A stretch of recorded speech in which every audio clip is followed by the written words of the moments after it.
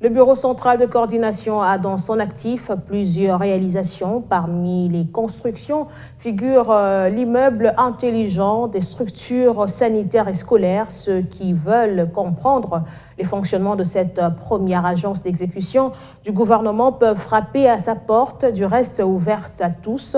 C'est ce que les journalistes économiques ont fait et ils ont eu droit à la visite guidée de quelques réalisations, pas seulement les infrastructures, mais ils ont aussi accédé aux chiffres en toute transparence.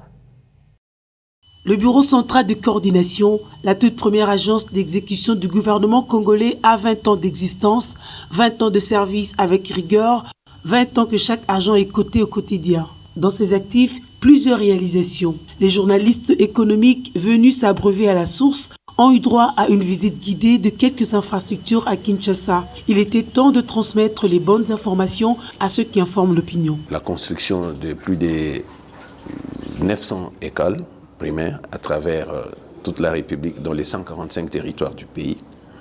Les BCCO a construit l'immeuble intelligent, les quartiers administratifs qui se trouvaient juste en face de l'immeuble intelligent a été réhabilité par le BCCO, des hôpitaux, des centres de santé.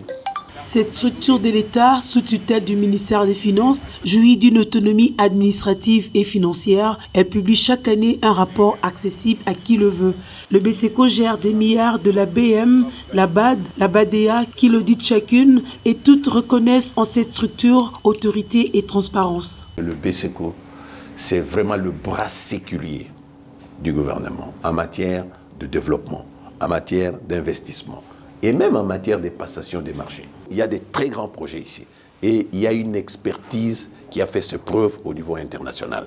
Donc les gens quand ils parlent du BCCO, doivent comprendre qu'ils ont affaire à une institution de très haut niveau et qui a une audience au niveau international. Et il y a toujours des félicitations qui nous viennent de la Banque mondiale, de la BAD et tout ça. Quand ils viennent, ils constatent, ils disent mais vous faites très bien le travail et ce n'est pas pour rien qu'on nous jette les fleurs. Le BCCO, c'est la transparence, mais aussi c'est la bonne gouvernance. Il y a un challenge, le BCCO continue à viser plus haut, il cible le fonds vert et se prépare bien pour son accréditation. Son agence conseil en communication institutionnelle se veut rassurante. Nous sommes en train de finaliser le document des procédures et si tout va bien, l'année prochaine, nous serons éligibles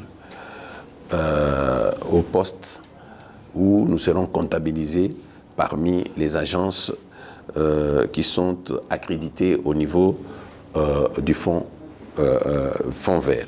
Sous la houlette de Gaspard Kabongo, son directeur technique ad intérim, le BCCO, dont la dextérité et la promptitude ne sont plus à démontrer, a encore beaucoup à donner à la République démocratique du Congo. Et pour ses 20 ans d'existence, l'agenda d'activité est laborieux.